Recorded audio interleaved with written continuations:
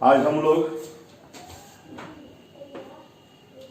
Class 12 की रसायन शास्त्र के विलियन चैप्टर की आज 5वां दिन पढ़ रहे हैं, जिसमें विलेयता पर की चर्चा हम लोग आज कर रहे हैं, सोल्युबिलिटी की चर्चा कर रहे हैं। आपको एक गिलास पानी दे दिया जाता है और एक गिलास पानी में आप चीनी के दाने को मिलाते चले जाओ, मिलाते चले जाओ, मिलाते चले जाओ। एक क्षण आएगा कि जब वो कहेगा पानी कि अब एक भी दाना चीनी के यदि आपने डाल दिया तो अब हम इसको घुलाने के लिए तैयार नहीं है। तो जितनी मात्रा, महत्तम मात्रा चीनी की आपने उसमें घुला दी, जल की एक निश्चित मात्रा में, वही उसकी जो है विलेयता कहलाती है। लेकिन ताप नियत होना चाहिए, ताप में कोई परिवर्तन नहीं होना चाहिए। तो इसी बात को मैंने लिखा है कि नियत ताप पर किसी निश्चित मात्रा की विलायक में विलेय की जितनी महत्तम मात्रा को बुलाया जा सके, वही उसकी विलेयता कहलाती है। बात समझ गए? विलेयता किन किन चीजों पर? तो विलेय की प्रकृति पर, विलायक की प्रकृति पर, ताप पर, दाब पर, इन सब पर निर्भर करता है। ताप बदल जाएगा, विलेयता बदल जाएगी। दाब बदल जाएगा, विलेयता बदल जाएगी। विलेय की प्रकृति बदल जाएगी, विलेयता बदल जाएगी। इस सब पर, विलेय की प्रकृति ठोस से द्रव हो जाए, द्रव से गैस हो जाए, तो इससे इस पर भी जो है सो निर्भर करता है। तो चलिए इसके आधार पर हम देखते हैं कि 3 प्रकार की विलेयता हम पढ़ेंगे।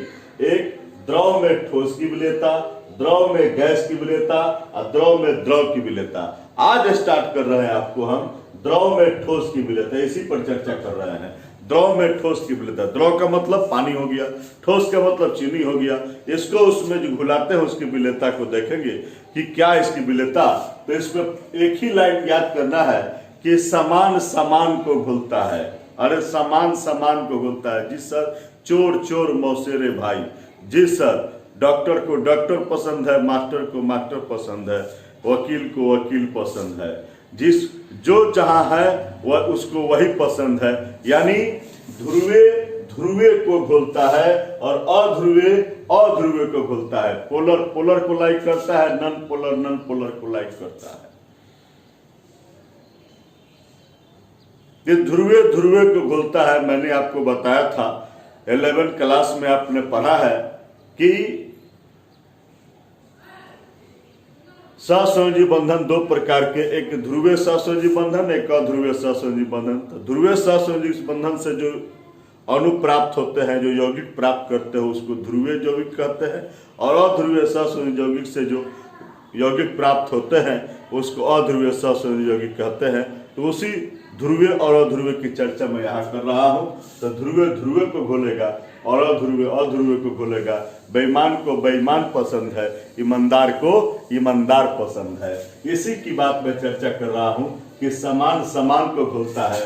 इसमें जो ध्रुवीय होंगे वो ध्रुवीय को घोलेंगे और जो अध्रुवीय होंगे वो अध्रुवीय को घोलेंगे। जैसे चीनी जल में तो घुल जाता है लेकिन बेंजीन में नहीं घुलता है, वैसा ही नमक NaCl जल में तो घुल जाता है लेकिन बेंजीन में नहीं घुलता है। लेकिन नैप्थेलीन को देखिए, जो बेंजीन में तो घुल जाता है लेकिन जल में नहीं घुलता है, और एंथ्रासिन बेंजीन में घुल जाता है लेकिन जल में नहीं घुलता है। और यही बात मैं कह रहा हूं उस समय से कि समान समान को घुलता है, ध्रुवीय ध्रुवीय को घुलता है, अध्रुवीय अध्रुवीय को घुलता है, ईमानदार को ईमानदार घोलता है, बेईमान को बेईमान घोलता है, चोर चोर मौसेरे भाई होते हैं। बस इसी आगे हम कुछ टर्मों को देखते हैं और क्या क्या है। तो हमारे सामने एक टर्म है विलीनीकरण, डिसोल्यूशन। जब किसी ठोस को, यानी कि आपके पानी में जब चीनी को मिलाते हैं तो उसमें जाकर मिला जाता है, उसमें खो जाता है, उसमें विलीन हो जाता है। उसमें जाकर चीनी जो विलीन हो जाता है, इसी को ही विलीनीकरण कहते हैं। कौन सी बड़ी बात, छोटी सी अपनी समझ है कि जब किसी ठोस विलेय को किसी विलायक में मिलाया जाता है तो कुछ विलेय घुल जाते हैं और विलयन में इसकी सांद्रता क्या हो जाती है, बढ़ जाती है। अब नेचुरली जो है सो कि जल में चीनी को मिलाएंगे तो चीनी की मात्रा उस विलयन में क्या हो जाती है, ऑटोमेटिक बढ़ जाती है और उसमें वो विलीन हो जाता है, उसमें घुल जाता है। इसी को विलीनीकरण कहते हैं। अब एक हमारे सामने शब्द है क्रिस्टलीकरण। क्रिस्टलीकरण के बारे में बताते हैं कि जब विलेय के कणों को जो है सो कि विलेय के कण हम लोग जो कोई सोल्यूशन कभी कभी तैयार करते हैं, कुछ उसमें से हवा निकलना होता है, तो क्या करते हैं कि उसमें कुछ ठोस विलेय कण मिले रहते हैं, एकदम ठोस बड़ी कड़े विलेय कण मिले होते हैं। तो विलयन में विलेय के कण उस ठोस विलेय के कणों से संघात करते हैं। जब मिलाया जाता है तो उसमें उसे संघात करते हैं, उसे टक्कर करते हैं और टक्कर करते हैं तो बाहर निकल जाते हैं, तो बाहर रावा के रूप में निकल जाते हैं। ठीक है, जैसे चीनी बनाते हैं तो चीनी उसमें एक के रस वगैरह जब मिलाकर उसको मिलाते हैं और मिलाया जाता है, उसमें ठोस के कण कुछ मिले रहते हैं और उसे टक्कर करके बाहर रावा के रूप में निकल जाते हैं। इसी प्रक्रिया को क्रिस्टलीकरण कहते हैं। और जब यह विलीनीकरण की दर और क्रिस्टलीकरण की दर बराबर हो तो उस अवस्था को गतिज साम्य कहते हैं। विलीनीकरण की दर और क्रिस्टलीकरण की दर जब दोनों एक ऐसी अवस्था जिसमें दोनों की दर बराबर हो जाए तो उसी को हम लोग कहते हैं गतिज साम्य। आइए कुछ और देखते हैं। तो विलयन को मैंने 3 भागों में बांटा है, एक संतृप्त विलयन, एक असंतृप्त विलयन और एक अति संतृप्त विलयन। अति संतृप्त विलयन किसको कहेंगे? संतृप्त विलयन। एक गिलास पानी ले लिए, चीनी को घुलाते गए, एक समय आएगा जब वह पानी कहेगा, गिलास का पानी कहेगा कि अब एक भी दाना अगर आपने डाल दिया तो मैं उसको घुलाऊंगा नहीं। ठीक, तो उसी विलयन को हम लोग संतृप्त विलयन कहते हैं। और एक विलयन ऐसा होता है जिसको हम पीते हैं तो उसमें जो है सो कि हमको चीनी की मात्रा बहुत ही कम नजर आती है, तो उसको हम लोग असंतृप्त कहते हैं।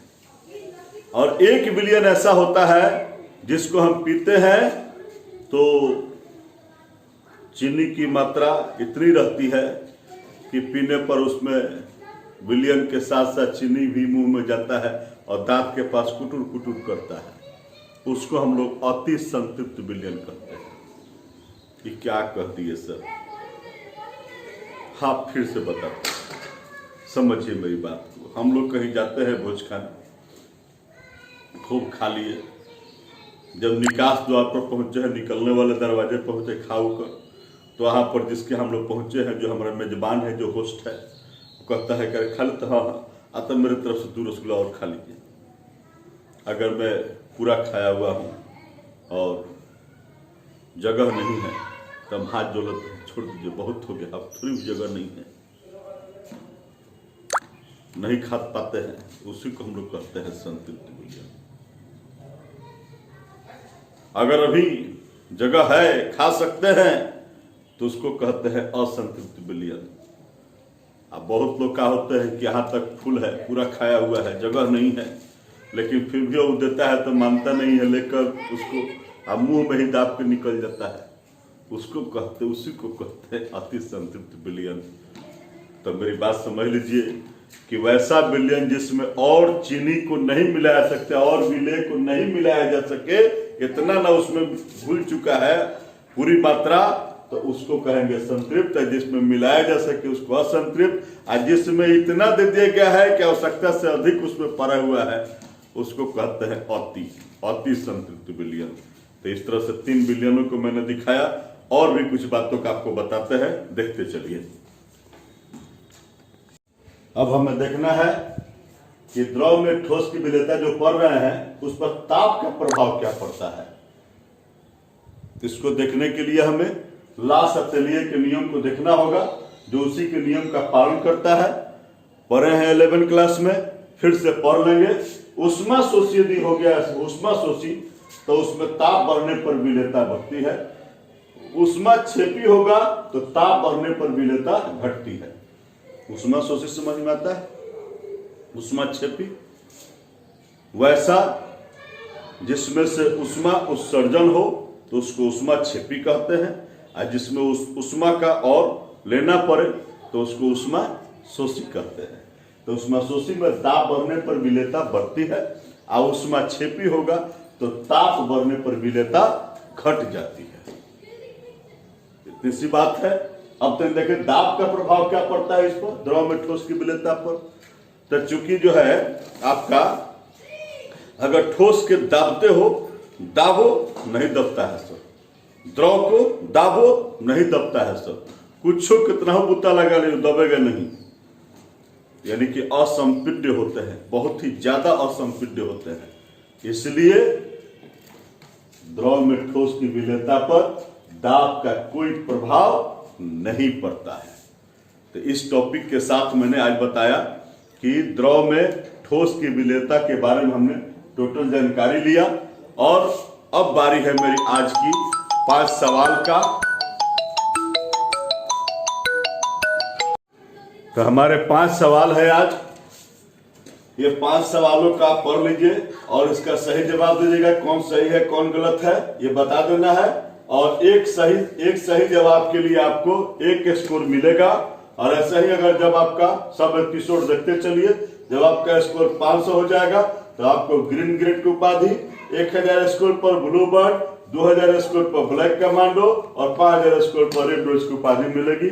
आज के लिए इतना ही, बस मिलते हैं अगले एपिसोड में। धन्यवाद।